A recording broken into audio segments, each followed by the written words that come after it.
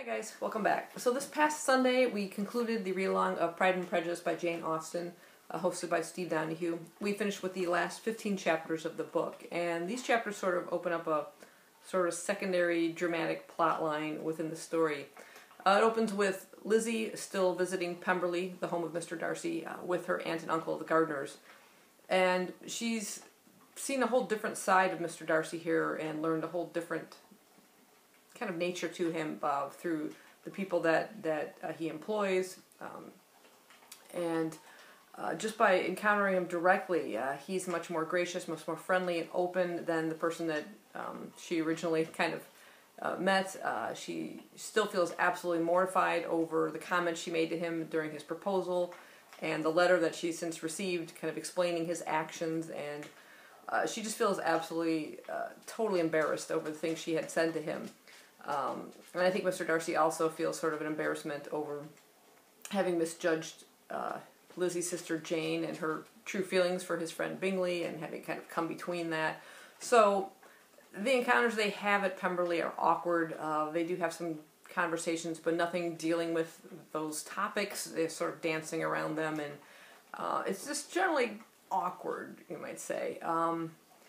But this sort of new kind of relationship that they seem to be developing is sort of interrupted suddenly when Lizzie receives a letter from her sister Jane saying that, much to their shock, that their younger sister Lizzie, who is sort of the flirt of the family, who's been kind of chasing after the officers in town, has suddenly eloped and left with Mr. Wickham, possibly heading for Scotland. No one knows for sure. And she feels terrible because Lizzie knew what Mr. Wickham was like through Mr. Darcy's letter. And she told only Jane, but she didn't tell the rest of the family because Mr. Darcy had kind of requested that that was kept secret because of his sister Georgiana's involvement with Wickham in the past.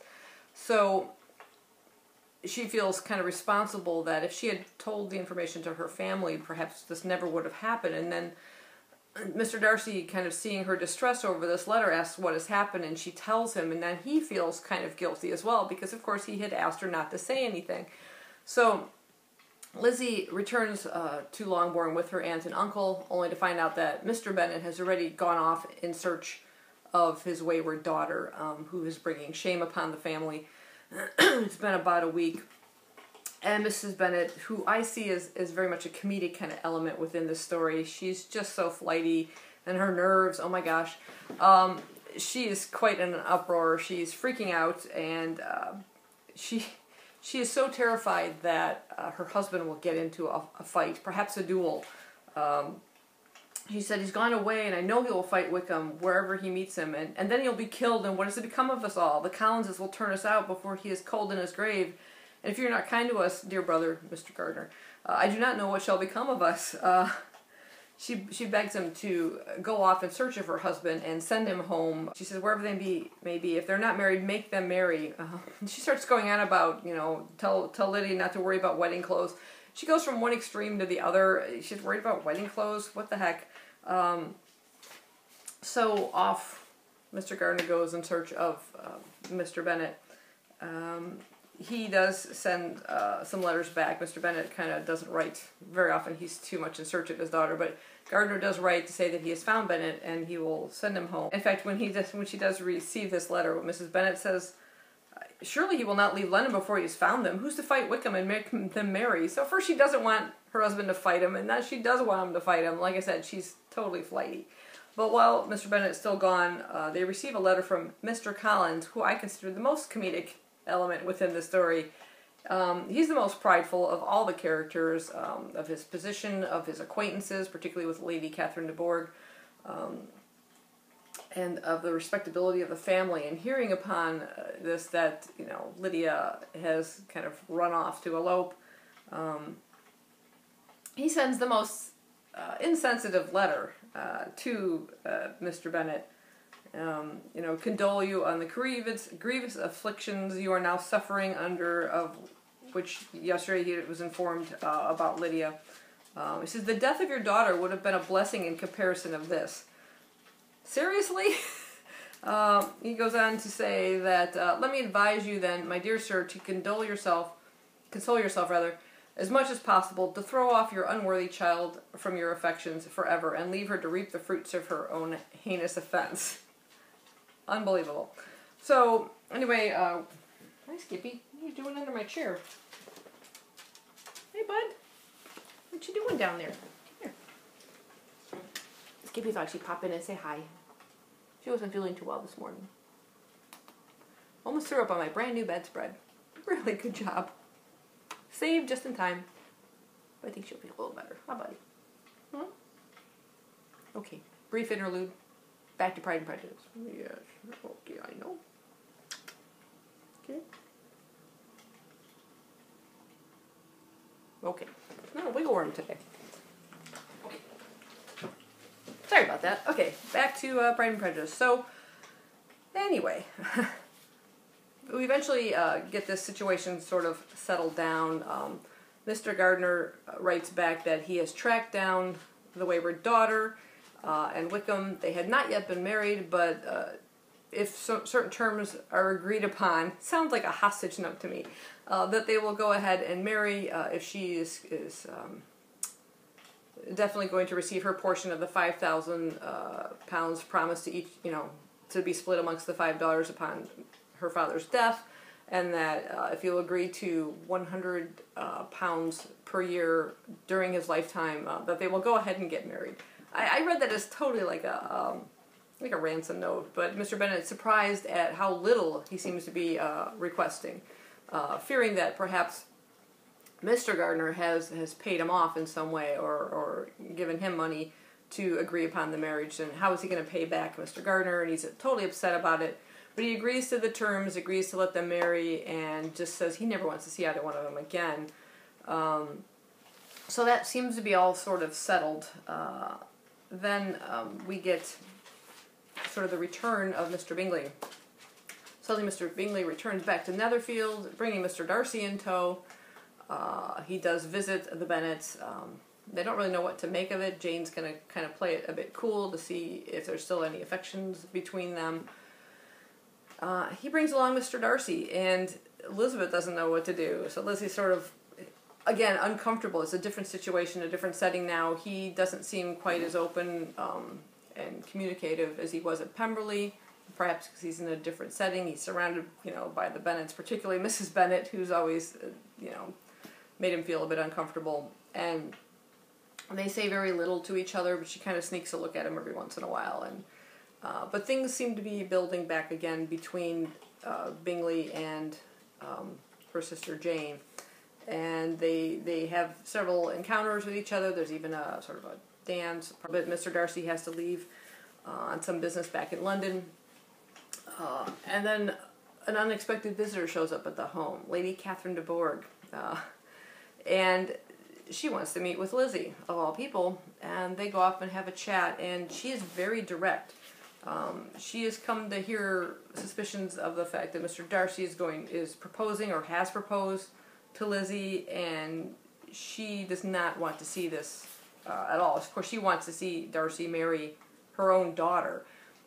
And the conversation here is so tense and just unbelievable. The things she says to Lizzie, how she pretty much tries to put her in her place, but Lizzie will have none of it. Tries to get her to confirm that she will not marry her nephew, and she refuses to make any confirmation on that. She says that they were promised each other. Lady Catherine says that the two were promised in marriage when they were still young, that she and Darcy's mother had kind of come to this decision, like, it's not their right to make this decision. She tells Lizzie, she says, "I will not be interrupted. Hear me in silence." She says, "My daughter and my nephew are formed for each other. They are descended on the maternal side from the same noble line, and on the father's from respectable, honorable, and ancient, though untitled families. Their fortune on both sides is splendid," kind of pointing out they have money, you do not. "They are destined for each other by the voice of every member of their respective houses, and what is to divide them? The upstart pretensions of a young woman without family, connections, or fortune. Is this to be endured? But it must not, shall not be. If you are sensible of your own good, you would not wish to quit the sphere in which you have been brought up." this is where you belong. You stay there," kind of thing. So the conversation is unbelievable. It goes nowhere. She refuses. Elizabeth refuses to make any statement to the contrary. And Lady Catherine goes off in a big huff. And later on, she meets with Darcy, kind of discussing this conversation she had and trying to get him to commit to her own daughter. And you know, it's a really interesting, tense kind of situation, which I absolutely love the dialogue in there. Eventually, Darcy comes back to Netherfield again to visit his friend and also the Bennets, and has an interesting conversation with Lizzie. One you've been kind of waiting for since that first proposal that just went so badly. And she finally has the courage to speak to him about how badly she feels. She said, "Mr. Darcy, I am a very selfish creature, and for the sake of giving relief to my own feelings, care not how much I may be wounding yours. I can no longer help thanking you for your unexplained kindness to my poor sister." She's come to learn that from her aunt, actually, that it was Mr. Darcy who helped push Wickham into marrying. And he has paid off Wickham's debts. He has found a position for him, gotten him secure and everything. And that's the only reason that any of that went through. It wasn't her uncle that paid him off or anything like that. It was actually Mr. Darcy, him having felt so badly and also responsible, even more so, for the Bennets not knowing anything about Wickham, that he went after the two and tracked them down and found where they were and, like I said, talked to Wickham and got him to marry the daughter. So Lizzie is just so grateful for that. She says, "Ever since I have known it, I have been most anxious to acknowledge to you how grateful I feel it. Were it known to the rest of my family, who still don't know what Darcy did for them, I should not merely have my own gratitude to express." So he goes on to say that, "What did you say of me that I did not deserve?" When she was so mad at him during that initial marriage proposal. "For though your accusations were ill-founded, formed on mistaken premises, my behavior to you at the time had merited the severest reproof. It was unpardonable. I cannot think of it without abhorrence." So they were both feeling so badly about their behaviors early on, when they didn't really truly know each other and how they kind of prejudged each other. And yeah, so they're finally opening up, and it's just such a relief. Again, we get some parts in pure dialogue, which is it's mostly a dialogue-driven story, but there are times when the author kind of goes off and describes conversations that you kind of want to hear directly, but it also kind of leaves it to the imagination, the exact wording, it leaves it to the reader, but you get the general description of what's said through the author. So after that, things are all sort of like, all the loose ends are sort of tying up. Jane is finally proposed to by Bingley. Again, we don't get the direct dialogue in that. We're sort of told through how happy Jane is and everything. Mr. Darcy goes to Mr. Bennet to ask for Lizzie's hand in marriage. Mr. Bennet wants to speak to Lizzie, of course, because he knows how she has felt all this time about Mr. Darcy, but is so unaware of the behind the scenes of all the things that Mr. Darcy does. And she does tell her father that she does care for him very much, and finally tells him of everything that he has done, and that changes, of course, Mr. Bennet's feelings towards him, and he is very happy for them to be married. The mother, of course, is ecstatic. Another daughter is being married, two actually, when she finds out about Jane as well. And everything seems to be neatly, all the little packages tied up. Mr. Bennet finally relinquishes, or relents rather, to have Wickham and Lydia visit the home, and right before they go off. And once they're settled in their area and they find out that Lizzie is to be married to Mr. Darcy, you get, again, the true nature of Lydia, who's very self-centered. Both of them, both Wickham and her, I always felt were very self-centered. They don't truly, I think, care for each other. It's just a situation that will benefit themselves, this marriage. But when they find out about, the marriage, Lydia writes to her sister Lizzie, "I wish you joy. If you love Mr. Darcy half as well as I do my dear Wickham," right, "you must be very happy. It is a great comfort to have you so rich. And when you have nothing else to do, I hope you will think of us." I am sure Wickham would like a place at court very much, and I do not think we shall ever have quite money enough to live upon without some help. Any place would do, of about 300 or 400 a year. But however, do not speak to Mr. Darcy about it if you had rather not. Of all the gall, I couldn't believe that.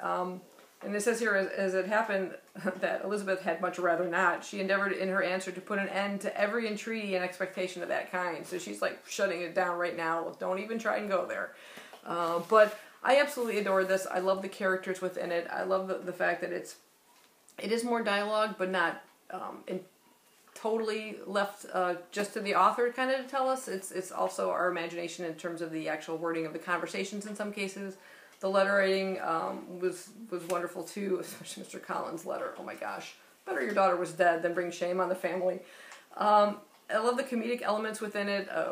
Like I said, with Mr. Collins and Mrs. Bennet, I think brought a really good balance to the storyline, and of course the romantic elements and the building of it, and sort of kind of getting rid of these initial prejudices and pridefulness that each of these characters had, and watching how they kind of developed throughout the story. I thought it was great. I thought all the characters were very well developed, multifaceted to them. Like again, Mr. Darcy isn't just this proudful, rich person of nobility kind of thing. There's a whole other side of it that we get to see unfold also through Elizabeth's eyes as information is slowly kind of, layers are peeled away, you might say, and we see like what he is really like. And same thing with Elizabeth, how she doesn't see herself until things are revealed to her, and then she thinks back on herself and starts peeling away all these other bad behaviors of herself, and yeah, I just love the way it all wrapped up. I thought it was perfect. So I really can't wait to read another Jane Austen book. I'm not sure which one that'll be yet. I think I have two at home. I have both Northanger Abbey and Sense and Sensibility. So I hope it won't be too long until I pick up another one. But I'm definitely glad I finally read this one. So I hope you guys have enjoyed these videos. Let me know overall what your thoughts are on Pride and Prejudice. Have you read it? You must have read it because, of course, Steve insisted everybody did. So, yeah, let me know if it's a favorite of yours, or if you have a particular favorite of Jane Austen's, or, yeah, just comment down below. Thanks for watching. Bye-bye.